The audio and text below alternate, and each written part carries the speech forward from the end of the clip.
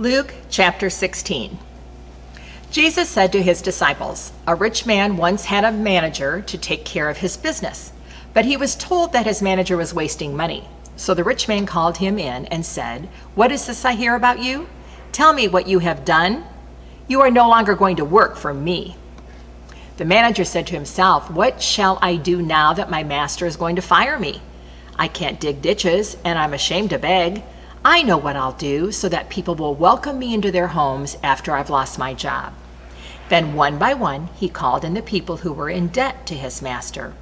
He asked the first one, 'How much do you owe my master?' 100 barrels of olive oil,' the man answered. So the manager said, 'Take your bill and sit down and quickly write 50. The manager asked someone else who was in debt to his master, 'How much do you owe?' 1,000 sacks of wheat,' the man replied. The manager said, 'Take your bill and write 800. The master praised his dishonest manager for looking out for himself so well. That's how it is. The people of this world look out for themselves better than the people who belong to the light.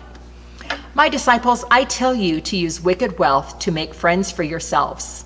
Then, when it is gone, you will be welcomed into an eternal home.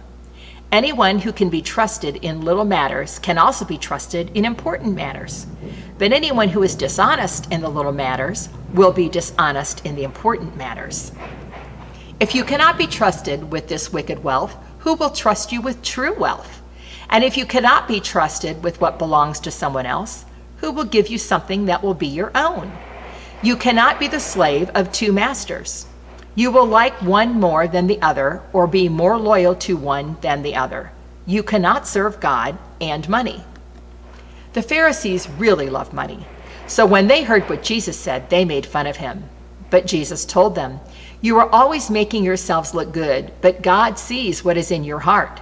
The things that most people think are important are worthless as far as God is concerned." Until the time of John the Baptist, people had to obey the law of Moses and the books of the prophets. But since God's kingdom has been preached, everyone is trying hard to get in. Heaven and earth will disappear before the smallest letter of the law does. It is a terrible sin for a man to divorce his wife and marry another woman. It is also a terrible sin for a man to marry a divorced woman. There was once a rich man who wore expensive clothes and every day ate the best food. But a poor beggar named Lazarus was brought to the gate of the rich man's house. He was happy just to eat the scraps that fell from the rich man's table. His body was covered with sores, and the dogs kept coming up to lick them. The poor man died, and the angels took him to the place of honor next to Abraham. The rich man also died and was buried. He went to hell and was suffering terribly. When he looked up and saw Abraham far off and Lazarus at his side, he said to Abraham, "Have pity on me. Send Lazarus to dip his finger in water and touch my tongue. I'm suffering terribly in this fire." Abraham answered, "My friend, remember that while you lived, you had everything good, and Lazarus had everything bad. Now he is happy and you are in pain. And besides, there is a deep ditch between us, and no one from either side can cross over." But the rich man said, "Abraham, then please send Lazarus to my father's home.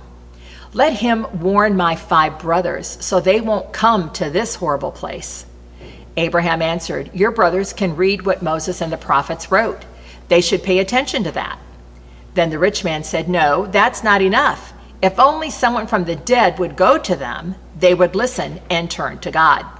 So Abraham said, "If they won't pay attention to Moses and the prophets, they won't listen even to someone who comes back from the dead."